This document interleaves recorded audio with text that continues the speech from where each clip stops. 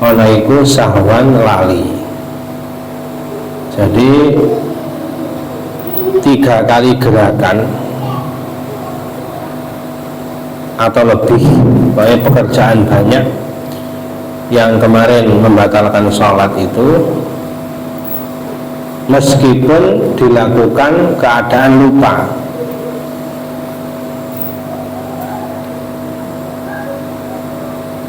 Jadi meskipun lupa tetap batal sholat karena tidak normal, tidak umum. Kalau di luar sholat orang makan banyak, gerak banyak itu wajar. Tapi kalau di dalam sholat kok orang makan banyak, gerak banyak, lupa kalau sholat itu tidak wajar. Sesuatu yang tidak wajar atau abnormal, tidak normal, itu dianggap tidak ada. Jadi ada kaidah an-nazir kal ma'dum, sesuatu yang langka itu dianggap tidak ada. Meskipun lupa, biasanya lupa itu dimaafkan. Tapi lupa dalam hal ini sesuatu yang aneh. Wong sholat kok banyak gerak, wong sholat kok banyak makan, meskipun lupa tetap batal. Kasala si mudghatin, kaya telu piro-piro ngunyah apa? Ngunyah mangan. Kalau makan sedikit itu tidak membatalkan puasa, tidak membatalkan sholat. Kalau makan sedikit, kalau lupa makan sedikit dalam puasa dan sholat sama-sama tidak membatalkan. Tapi kalau banyak, lupa makan banyak sepiring, nah itu kalau puasa nggak batal, karena itu wajar puasa makan sepiring, lupa rezeki itu. Tapi kalau sholat lupa makan sepiring itu aneh. Meskipun lupa batal itu. 3 kali ngunyah sudah dianggap banyak dalam sholat ini. Wa khatwatin lan jangkah tawalat kang nuli-nuli. 3 kali langkah dalam sholat. Nah ini yang dibahas nanti, bagaimana itu dihitung 1 atau dihitung 2, dihitung 3 itu langkah itu hitungannya bagaimana, itu yang khilaf para ulama. Wa ing kanat lan senajan ono apa salas iku biqadri khatwatin kelawan kadar sak jangkah. Mutafaratin kang den longgarake.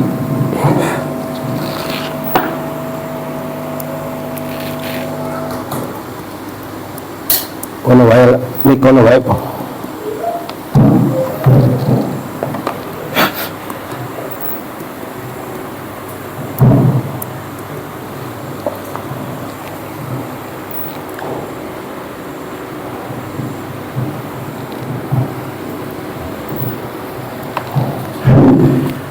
Jadi kalau orang jangkah jauh itu kira-kira dia bisa 1 meter. Nah ini dia jangkahnya kecil-kecil. Kalau digabung bisa 1 kali jangkahan orang melompat lah misalnya.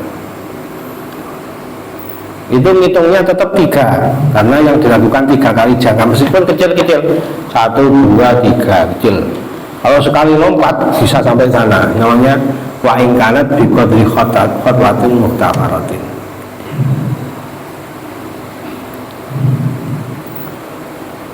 Muhtafaratin kang den ngapura gitu. Kalau dia sekali jangkah itu bisa jauh, misalnya itu kan baru 1 gerakan, dimaafkan. Kalau tidak lompat syaratnya nggak lompat, melangkah tapi nggak melompat, jauh kakinya lompatnya itu, apa jangkahnya jauh kakinya, nggak sampai melompat. Kalau melompat batal. Tapi dia sejauh itu tapi dengan 3 jangkah, 1, 2, 3 itu batal, meskipun sedikit-sedikit jangkahnya. Paham? Wa tahriki ra'sihi lan kaya ngubahna sirahe wong wayadahi lan tangan lorone wong walau ma'an lan senajan iku bareng. Mengubahkan kepala beserta kedua tangan secara bersamaan. Ini berarti 3 kali. 2 tangan terus 1 kepala, berarti kan 3. Nah ini yang khilaf ini, kalau ada orang syak, itu kan ada sebagian orang kalau takbir ihram Allahu Akbar kepalanya sambil geleng-geleng karena menghayati betul niat itu. Nah itu kalau sampai 3 kali geleng batal itu. Yang khilaf itu kalau tidak 3 kali gelengnya sekali, tapi kan tangannya sambil mengangkat. Ini khilaf. Ada ulama yang membatalkan itu, tapi pendapat yang terlalu memberatkan kalau batal. Tapi ada yang membatalkan, yaitu beberapa fatwa, termasuk fatwanya Imam Qurdi membatalkan itu.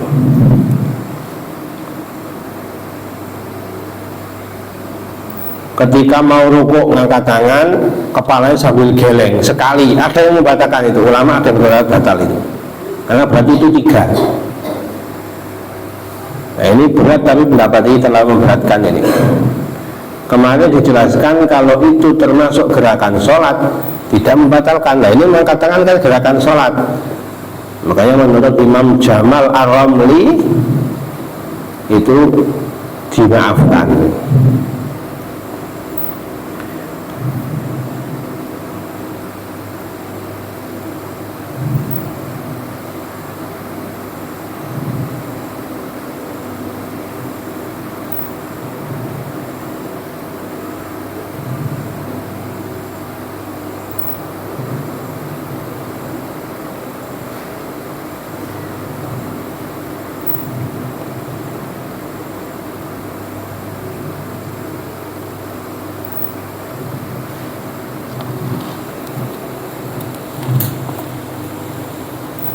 Tapi memang kuat ini, mengatakan batal itu pendapat yang kuat ini, meskipun memberatkan. Ini bahkan Imam Abu Bakar Syafi'i ini wafihi minal haraj, ini terlalu berat pendapat ini.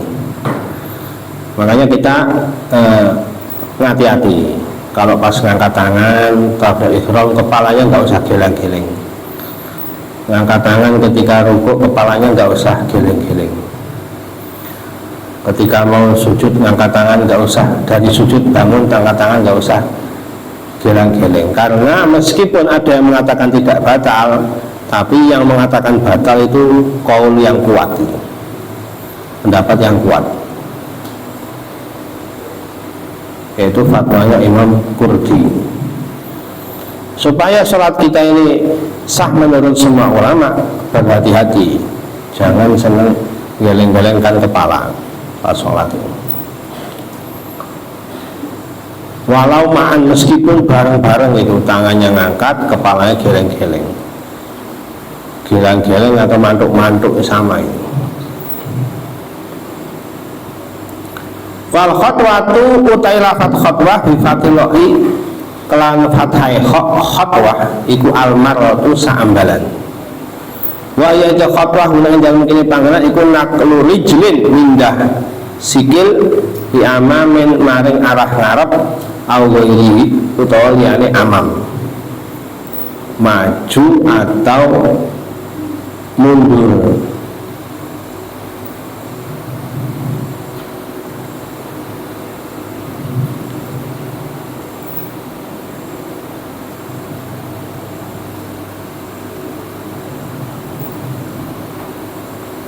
Jadi kalau khotwah dengan fathah kho, maknanya itu jangkah, langkah.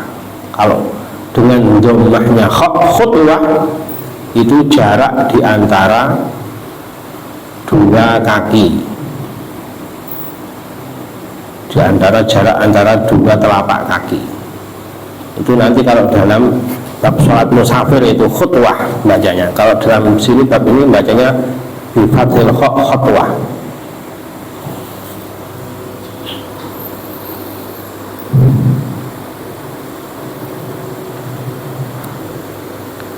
Fa inna qalamun mindah sapa musolli maha sumertane rijlin al-ukhra ing sikil kang weneh walau bila ta'aqubin lan senajan iku tanpa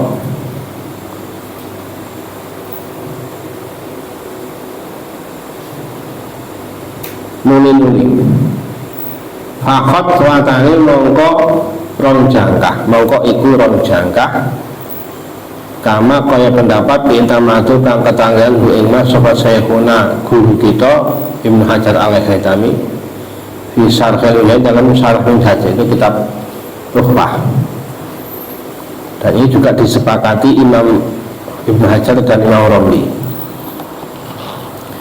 Jadi ini contohnya kalau orang itu sholat jamaahnya cuma satu atau dua. Orang kalau sholat jamaahnya cuma satu itu kan makmum berada di samping kanannya imam, jangan terlalu ke belakang, jangan terlalu ke depan, tengah-tengah. Posisinya yang sunnah seperti itu supaya dapat fadilah shaf. Karena kalau sendirian itu makruh. Orang kalau sholat jamaah kok dia sendirian tidak ada teman, itu makruh apapun alasannya.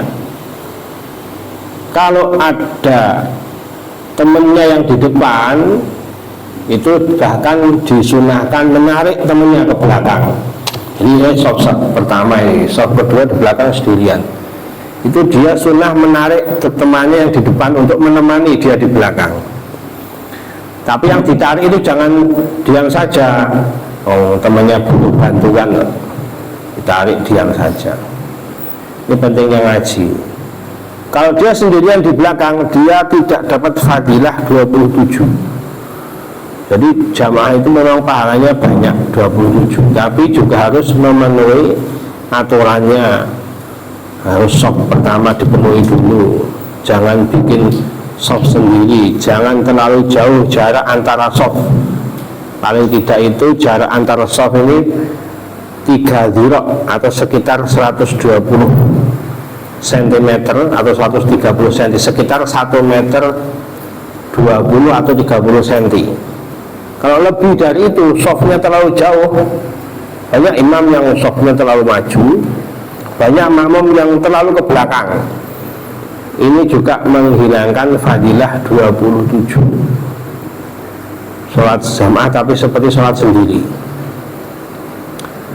Nah itu yang penting itu kalau dia ini jamaahnya cuma satu.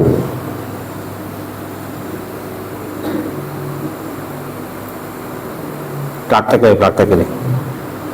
Kita maju ya, saya maju. Maju kalau saya maju ya. Maju ya.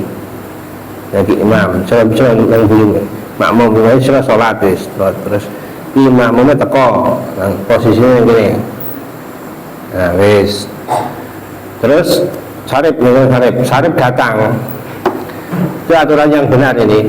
Sarip jangan di belakang situ, jangan, tapi jejer seon, jejer sana, jejer sebelah kanan. Yang kono rasa sujud, rasa rukun yang bunyi pas.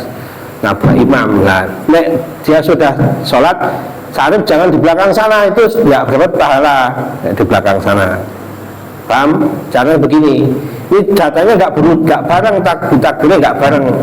Wes posisinya setelah itu nanti setelah takbir ke belakang, bareng ke belakang. Sebab seon karo sarip ke belakang bareng, ke belakang posisinya mentengah bareng satu jangka. Saya belum gak imam belum gak. Nah, memburi yang kira-kira sak sof. Nah, lagi sepirang langkah nih. Nah itu pentingnya dibahas dini.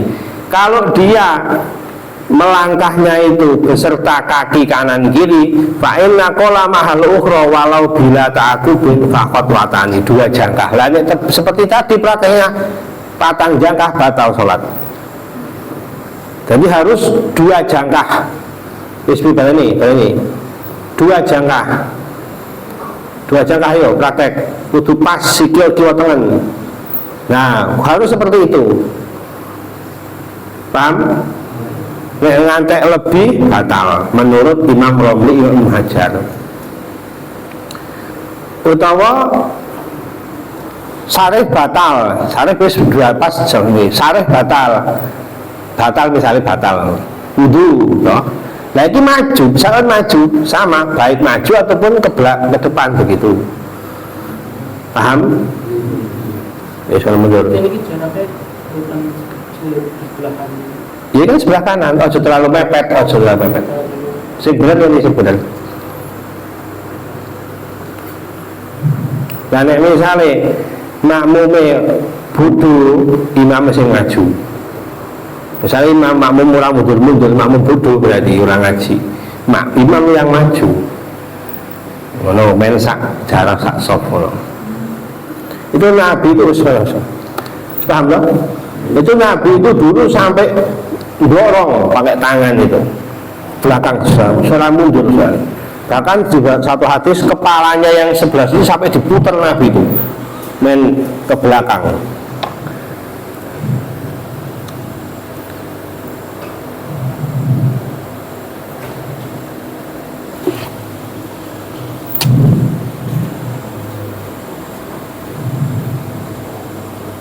Nah itu misalnya kok jangkahnya begini terus tidak bareng jangkah, nah ini dihitung, ini yang tak baca dulu. Lakin lagi ternyata pendapat jaza kang mantep bila lagi jaza kang mantep sopo Ibnu Hajar biiklan aladi fi syarhil minhaji di dalam syarah fi syarhil irsad dalam syarah irsad bahwa yang liane irsad ana nakari jlin sak temene mindah sikil manak wal ura sepertane mindah kang meneh ila muhadatiha maring nganceri rijlin wilaan ing iku wilaan kelawan nuli iku khotwatun sak jangkah fakot mongko bloko. Nah, ini memudahkan ini. Menurut Imam Ibnu Hajar dalam kitab lain namanya Fathul Jawad Syarah Irsyad. Jadi beliau saking alimnya itu di kitab satu dengan lain beda pendapat. Kalau memang langkahnya itu ngancer seperti tadi, itu tidak batal. Jadi seperti yang awal tadi prakteknya itu, kalau menurut Imam Romli itu sudah batal karena 4 jangkah. Kalau menurut Imam Ibnu Hajar dalam satu tidak batal karena baru 2 jangkah yang tadi itu. Jadi ini kaki, misalnya ini kaki maju bareng, ini dihitung 1 menurut Ibnu Hajar dalam pendapat yang kedua.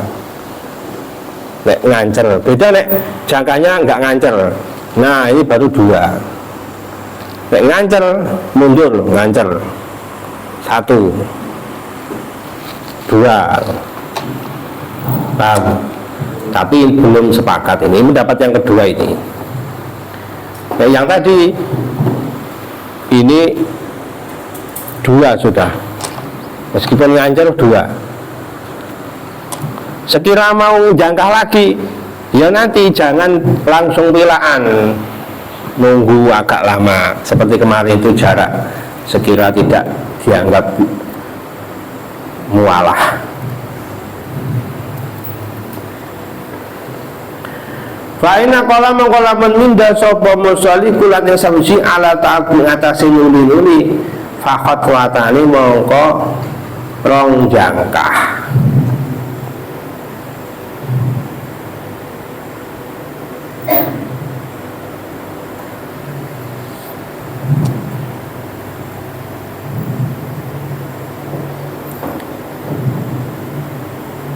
bila nizain kelawan tanpa pertentangan. Nah, ini walhasil ini hati-hati ya, jangkar itu hati-hati. Kalau bisa satu jangan model begini jangkar ini, jangan begini terus begini, ini nanti repot. Mestinya kan pegel dia, arah jangka lagi nanti batal. Nunggu seperti itu ya, posisinya sholat mosok kakinya nggak sejajar.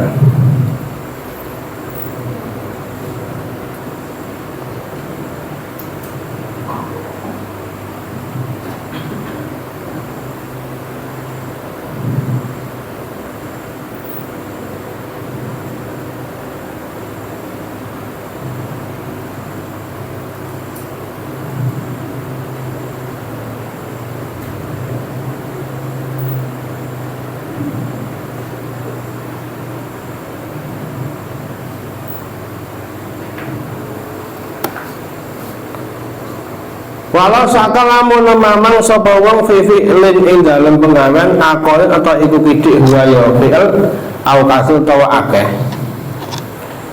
Fala putrana mengkono betul itu maujud. Kalau dia mamang ini banyak atau sedikit ya geraknya ini, itu enggak batal. Jadi al asal itu tidak batal atau tidak. Batal peruan batal apa sholat bila sebati kelawan melompat wa illam tata'addad lan senajan ora wilangan apa wasbah. Tapi kalau lompat itu meskipun hanya sekali batal sholat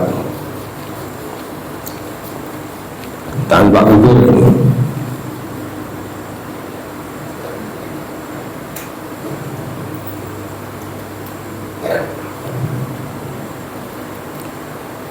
Kalau ada orang bopong misalnya, ini enggak batal menurut fatwanya Imam Romli, meskipun seperti orang melompat. Misalnya ada orang ganggu sholat, sedang sholat diangkat misalnya, walaupun posisinya itu seperti orang melompat saking tingginya misalnya, itu enggak batal karena bukan pekerjaannya dia.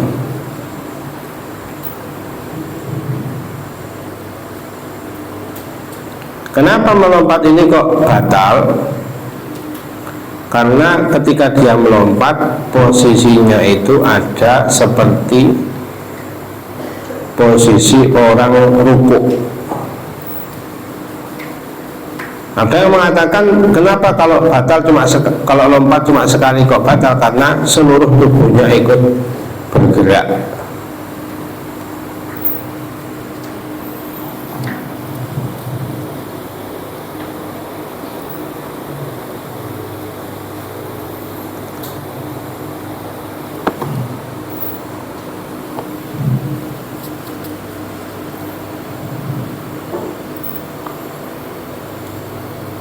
Jadi kalau jamaah itu hati-hati yang rapat. Kalau nggak rapat nggak dapat fadilah 27. Sekira masih ada satu orang cukup kok bikin soft kedua, itu yang soft kedua semuanya nggak dapat pahala 27. Jadi soft pertama ada masih kosong di ujung sana, biasanya nggak mau masuk terlalu sempit misalnya. Tapi kalau dia untuk orang satu cukup, mepet, dipepet masuk nggak masalah. Kalau nggak mau masuk, yang di belakang soft kedua ini semuanya nggak ada yang dapat fadilah 27. Terus jaraknya tadi jangan terlalu jauh bikin soft itu.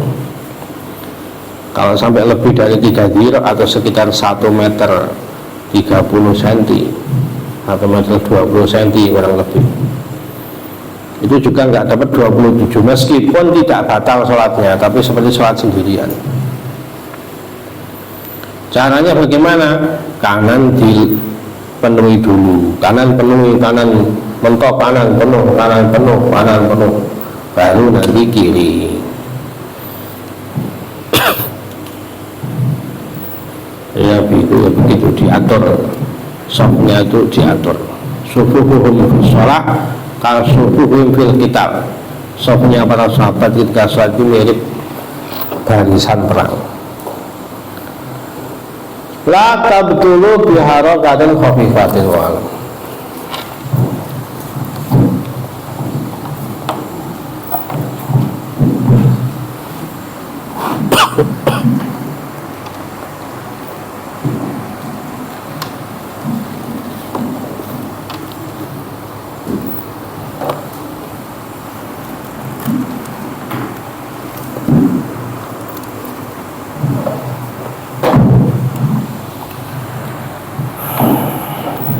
أعوذ بالله من الشيطان الرجيم بسم الله الرحمن الرحيم اليوم أحل لكم الطيبات وطعام الذين أوتوا الكتاب حل لكم وطعامكم حل لهم والمحصنات من المؤمنات والمحصنات من الذين أوتوا الكتاب من قبلكم والمحصنات من الذين أوتوا الكتاب من قبلكم إذا آتيتموهن أجورهن محسنين غير مسافحين ولا متخذي أخدان ومن يكفر بالإيمان فقد حبط عمله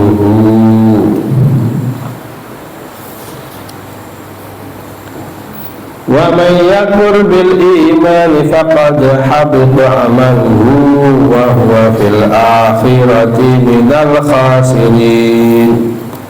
بسم الله الرحمن الرحيم. الحمد لله رب العالمين والصلاة والسلام على سيدنا محمد وعلى آله وصحبه أجمعين. قال سبحانه وتعالى علم لنا إلا ما علمتنا إنك أنت العليم الحكيم. قال الله تعالى رب اشرح لي صدري ويسر أمري واحلل عقدة من لساني يفقهوا قولي أما قال المصنف رحمه الله تعالى ونفعنا به وبعلمه في الدارين آمين. Al-yauma dalam dina iki. Yaum di sini hari ini berapa bisa ditafsirkan seperti kemarin. Al-yauma itu maksudnya hari ini adalah hari haji wada, haji terakhir Nabi sebelum wafat, yang dikatakan al-yauma akmaltu lakum dinakum wa atmamtu alaikum ni'mati wa raditu lakumul islam madinah. Masih al-yauma ini, atau al-yauma yang dimaksud di sini ya di mana hari Allah memutuskan tentang sebuah hukum. Ukhilla wis den halaken lakum maring sira kabeh apa at-thayyibatu pira-pira perkara kang bagus, ai al-mustaladatu tegese pira-pira perkara kang den wilang enak. Ukhilla itu mabni maf'ul atau mabni majhul. Biasanya fi'il itu dibuat mabni maf'ul atau mabni majhul, mana den halalakan. Itu kenapa dibuat mabni majhul? Kalau dalam nahwu banyak alasan. Salah satunya karena lil ma'ruf sudah diketahui, fa'ilnya sudah diketahui.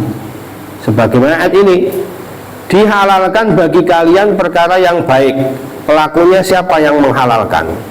Ya sudah maklum, Allah pelakunya, Allah yang menghalalkan. Sebagaimana dalam ayat wa khuliqal insanu dha'ifa, manusia diciptakan itu dalam keadaan lemah, dhaif, manusia itu serba lemah. Siapa yang menciptakan? Ya Allah. Wa khuliqa, sama ukhilla di sini juga Allah yang menghalalkan. Seorang hamba ini manut sama yang menciptakan, penuh keterbatasan, penuh kelemahan. Ikut saja yang menciptakan kita, lebih tahu tentang kita dibanding kita terhadap kita sendiri. Wa ta'amul ladzina lan panganane wong akeh utu kang den paringi sapa alkitab ing kitab. Dan halal makanannya orang-orang yang telah diberi kitab, yaitu ahlul kitab. Aida baihul Yahudi tegese pira-pira sembelihan wong Yahudi wan Nasrani wong Nasrani. Makanannya orang-orang Nasrani, makanannya orang-orang Yahudi itu halal juga. Ini ataf ini. Maksudnya makanannya bagaimana? Kalau sekedar makanannya sama ya nggak ada bedanya. Orang Yahudi punya nasi, orang Nasrani punya nasi, ya nasinya sama seperti orang Muslim. Nah kalau itu nggak masalah, wong sama-sama nasi. Yang dimaksud dalam ayat ini adalah dzabaihul Yahud wa Nasr, sembelihannya ini halal. Misalnya yang menyembelih kambing orang Nasrani, orang Yahudi yang ahlul kitab nih, yang kalau dinikah halal, nanti dalam dinikah halal, yang ahlul kitab masih memenuhi syarat. Sembelihannya halal dengan syarat mereka menyembelihnya tidak bertentangan dengan syariat. Menyembelihnya memotong urat makan, nadi makan, nadi nafas, namanya khulqum wal marik dalam fikih itu. Jadi kerongkongan yang buat tempat nafas dan tempat makan itu terputus kedua-duanya. Itu yang menyembelih tidak harus orang Muslim, orang Yahudi dan Nasrani yang ahlul kitab sembelihannya juga halal. Yang sunnah itu memutus dua wadajan namanya, dua urat hewan di kanan kiri itu ada dua urat, itu hukumnya sunnah, nggak wajib. Yang wajib hanya hukum wal mari. Meskipun dua urat ini sunnah, menurut sebagian madhab seperti madhab Malik itu wajib. Makanya sunnahnya dipotong semua supaya halal menurut semua ulama. Tapi kalau orang Yahudi dan Nasrani ini mereka nyembelihnya kok dengan menyebut nama yang menyekutukan Allah. Misalnya orang Islam kalau mau nyembelih baca bismillah, orang Nasrani misalnya nyembelih kok Bismi Yesus misalnya dengan nama Yesus, nah itu haram. Kalau kita tahu nyembelihnya dengan nyebut nama Yesus, orang Nasrani, orang Yahudi nyebut Yahweh misalnya, itu haram. Jadi yang halal di sini itu kalau mereka tidak melanggar syariat dalam penyembelihannya. Sebenarnya ini kenapa orang-orang Yahudi Nasrani itu kok dihalalkan sembelihannya? Ya karena mereka sama-sama punya kitab samawi dulu sebelum ditahrif, Taurat dan Injil. Tapi tetap syarat-syarat penyembelihannya harus sesuai dengan syarat-syarat penyembelihan dalam Islam. Iku khilun halal, halal tegese halal lakum kedue sira kabeh. Wa ta'amukum lan utawi panganane sira kabeh iyahum ing Yahud wa Nasara iku khilun halal lahum kedue Yahud wa Nasara untuk aladina untuk kitab. Sebagai sembelihan kalian pun halal bagi mereka. Wal muhsanatu utai pira-pira wadon kang ngreksa. Muhsanat ini menjaga diri, tidak berzina, tidak melakukan yang buruk, yang fahisyah, namanya muhsanat, menjaga diri. Minal mukminati saking pira-pira wadon kang mukminah. Wal muhsanatu lan pira-pira wadon kang reksa al harair kang pira-pira wadon merdeka minal ladina saking wong akeh utu kang den paringi sapa aladina alkitab ing kitab min qablikum saking sadurunge sira kabeh iku khilun halal lakum kedhi sira kabeh antang kihuhun yen nikahi sira kabeh ing muhsanat. Sebagaimana halal sembelihannya, mereka juga halal dinikahi. Wal muhsanatul mu'minat jelas ini menikahi sesama muslim, sesama mukmin. Tapi ini halal boleh, tapi tidak dianjurkan, nggak ada anjuran, nggak ada. Oh mau laki muslim menikahi orang perempuan Nasrani, orang perempuan Yahudi, itu hanya boleh halal, tapi tidak ada anjuran, tidak ada perintah, nggak ada, hanya halal saja. Nah ini kalau misalnya zaman dulu mungkin tidak ada efek-efek yang buruk, lebih dianjurkan tetap menikahi sesama muslim, seiman sama mukmin, karena nanti manfaat manfaatnya juga banyak kalau menikahi orang Nasrani atau Yahudi, terutama anak ini. Anak nanti bisa ikut akidahnya ibunya, bahaya, karena madrasatul ula, madrasah pertama seorang anak itu ibunya. Nah, kalau nanti malah ikut akidah ibunya, bahaya.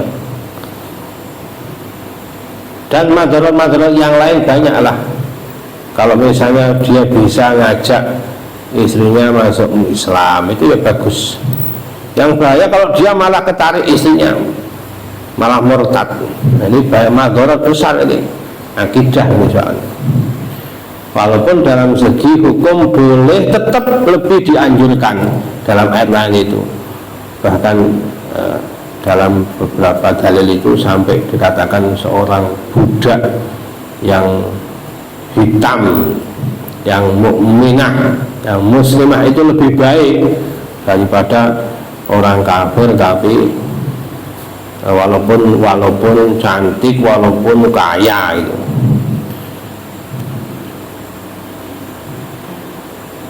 Iza ataitumuna ing dalam nalikane nekakaken sira kabeh ing alladzina ujurahuna utawa muhsanat ya boleh. Ujurahuna ing pira-pira mahare muhsanat ainuhurahuna, tegese pira-pira mahare muhsanat. Ini hukum mahar itu wajib. Dalam hadis dikatakan walau min khatamin hadidin ya tamis, kata Nabi. Mahar itu wajib meskipun hanya cincin besi. Bahkan di zaman Nabi pernah Nabi ini menikahkan seseorang dengan mahar cuma 2 sandal, 2 pasang sandal ini. Dalam hadis Tirmidzi, qala laha, seorang perempuan dari Bani Fazarah menikah. Terus Nabi bertanya, araditi min nafsiki wa ma laki bina lain. Kamu tidak kalau maharnya untuk dirimu, untuk semuanya yang menjadi mahar pernikahan cuma 2 sandal. Qalat na'am, perempuannya ya mau ya Rasulullah. Fa'ajazahnya oleh Nabi diperbolehkan. Bahkan dalam beberapa hadis itu paling barokah itu kalau mahalnya tidak terlalu mahal, mahalnya tidak terlalu tinggi. Tapi ini hukumnya wajib. Andaikan dalam akad nikah seseorang tidak menyebut mahar, akad nikah tetap sah, nanti wajib membayar mahar misil namanya. Mahar misil itu mahar standar. Standarnya siapa? Standarnya saudara-saudara dia, mahram dia kalau nikah. Kalau di sini standarnya biasanya seperangkat alat sholat. Ya sudah, walaupun nggak disebut dalam akad tetap sah nikahnya, tapi nanti wajib memberi seperangkat alat sholat. Itu namanya mahar misil. Wajib dalam semua pernikahan itu harus pakai mahar, kecuali Rasulullah SAW. Kalau Nabi punya khususiyah, andaikan dalam ayat surat Al-Ahzab itu wamra'atun mu'minatun iwahabat nafsaha lin nabiyyi in aradan nabiyyu ayyastankihaha khalisatan laka min dunil mu'minin. Wamra'atan mu'minatan, wahabat nafsaha, kalau ada perempuan kok menawarkan diri kepada Nabi, wahabat, tanpa mahar boleh. Bahkan Nabi pernah langsung yang menikahkan Allah, walinya itu Allah. Itu juga kekhususian Nabi, tidak boleh ditiru. Ketika Nabi menikah dengan Zainab, itu yang menikahkan langsung Allah, yang jadi walinya. Muhsinina hale padha bojo-bojo kabeh, ae mutazawij tegese padha bojo-bojo kabeh, ghaira musafina hale ora padha ngedek zina kabeh. Ae mu'li tegese padha nglahiraken utawa padha mertelaken kabeh bizina kelan zina, bihina kelawan muhsanat. Jangan berzina maksudnya. Namanya orang kalau menjaga itu muhsin, muhsan. Nah, kalau ada orang zina sudah menikah disebut zina muhsan. Karena nggak menjaga, orang sudah menikah kok masih zina, dirajam karena zina muhsan. Ghairu musafihin, ini praktek zina yang terang-terangan. Wala muttakhidhi ahdan, lan ojo engkang padha ngalap pira-pira tutup min hunna saking muhsanat ayatu sirra tegese padha ngrahasiakno sira kabeh bizina kelan zina, bihina kelan muhsanat. Jangan berzina baik terang-terangan maupun sembunyi-sembunyi. Maksudnya ayat ini itu begini, tidak boleh zina ghairu musafin terang-terangan, wala mutaidan, dan jangan zina walaupun sembunyi-sembunyi.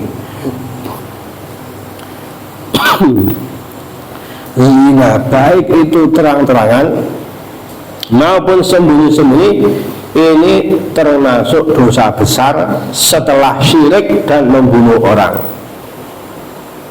Dosa yang paling besar setelah syirik dan membunuh orang itu zina. Dalam surat Al-Furqan, walladzina yad'una ma'allahi ilahan akhar wa la yaqtuluna an-nafsal lati harramallahu illa bil haqq wa la yaznun, jangan berzina. Syirik, yad'una ilahan akhar, yaqtuluna nafsa, membunuh, wa la yaznun, yang ketiga jangan berzina. Wa may yaf'al dzalika yalqa asama yudha'af lahul 'adzabu yaumal qiyamati wa yakhlud fihi muhana. Nanti terhinakan, dosanya besar, dilipat gandakan azabnya. Ini berzina maupun terang-terangan maupun sembunyi-sembunyi, sama dosanya. Dalam hadis riwayat Imam Bukhari dan Imam Muslim, Nabi ditanya, yang bertanya sahabat Abdullah bin Mas'ud, ayu dzambin indallahi akbar, apa dosa yang paling besar menurut Allah? Qala, Nabi menjawab, antaj'alallahi nidda wa huwa khalaqak, kalau kau menjadikan Allah ini sekutu, menyekutukan Allah, padahal Allah yang menciptakanmu. Qulta tsumma ayyun, lalu apa setelah itu Nabi? Qala tsumma antaqtula waladaka khasyata ayyaqama ma'ak, kamu membunuh anakmu. Orang Jawa ini membunuh anak, membunuh orang, membunuh anakmu, khawatir nanti anakmu mengganggu makananmu, khawatir fakir, aborsi. Kalau sekarang ini ada lagi namanya vasektomi, haram semua itu.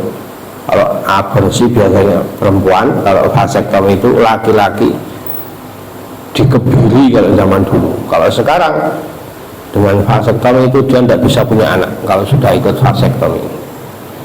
Itu sebagian penguasa sekarang mau bikin aturan vasektomi, haram hukumnya. Khawatir kalau punya anak banyak nanti nggak bisa kasih makan. Kultu semayan, yang ketiga apa? Qala antuzaniya bihalilati jarik, lebih besar lagi nih dosanya zina dengan istri tetanggamu. Ini dosa nomor 3 setelah membunuh.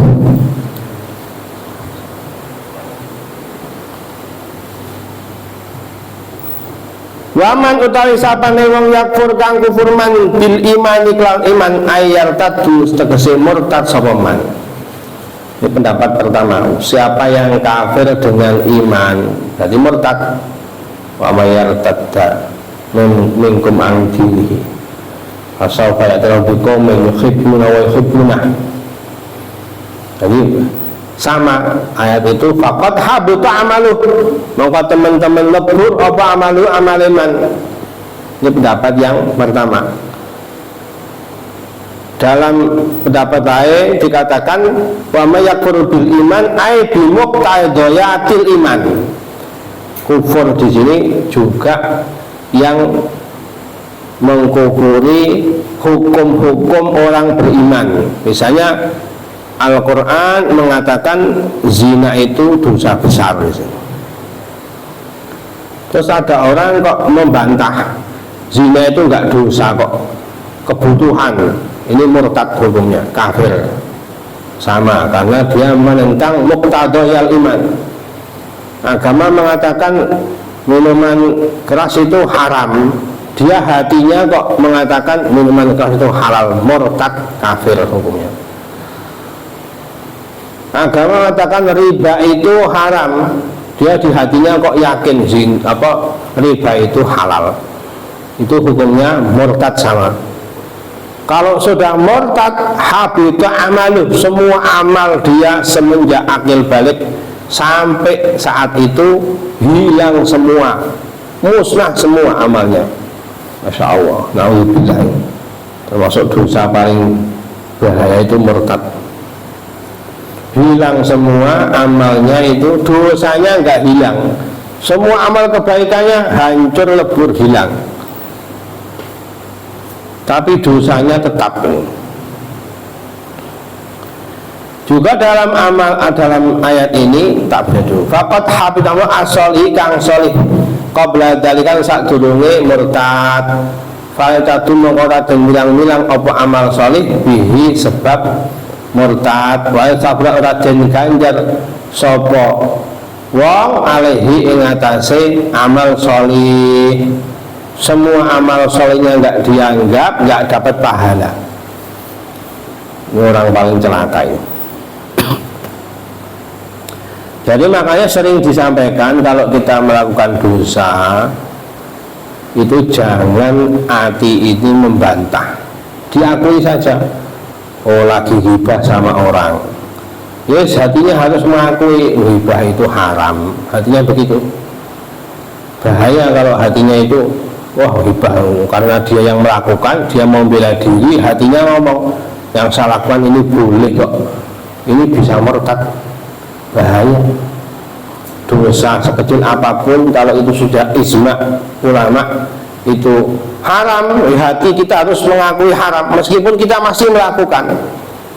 Kalau kita berdosa hatinya masih mengakui kalau itu dosa, masih lumayan, belum murtad, tidak hilang amalnya, nanti taubat akan diampuni oleh Allah. Tapi kalau hatinya ini ingkar, orang nggak sholat, hatinya ngomong sholat itu nggak wajib, murtad itu bahaya, hilang semua. Layuk tadi nggak dianggap, selama ini amal kebaikan apapun nggak dianggap, dan tidak akan dapat pahala sama sekali, dan nggak bisa dibangkitkan lagi. Terus kalau tobat kembali lagi nggak bisa, seperti dia ini seperti orang lahir bayi nggak punya amal, tapi dosanya masih tetap. Juga dalam ayat ini menunjukkan bahwa iman itu harus dengan ucapan, harus dengan amal, harus dengan keyakinan. Itu mayoritas kaum muslimin berpendapat iman itu an-nutqu bil lisan, mengucapkan la ilaha illallah. Harus amal bil arkan, tubuhnya ya sholat, tubuhnya ya zakat, tapi amal bil arkan. Wa i'tiqad bil janan, hatinya harus yakin. Kalau cuma lisannya tok tapi hatinya kufur, munafik. atau hatinya tak tapi lisannya nggak mau iman, ya belum sah, nggak mau syahadat. Seperti Abu Thalib, Abu Jahal, Abu Lahab, itu hatinya iman tapi lisannya nggak mau mengucapkan syahadat, ya nggak dianggap iman. Atau sudah yakin, sudah lisan tapi belum melakukan amal soleh, ya belum dimasukkan dalam ayat ini. Karena ini semuanya tadi amal, amal kehalalan hewan-hewan, amal menikah, zina, itu kan semua amal.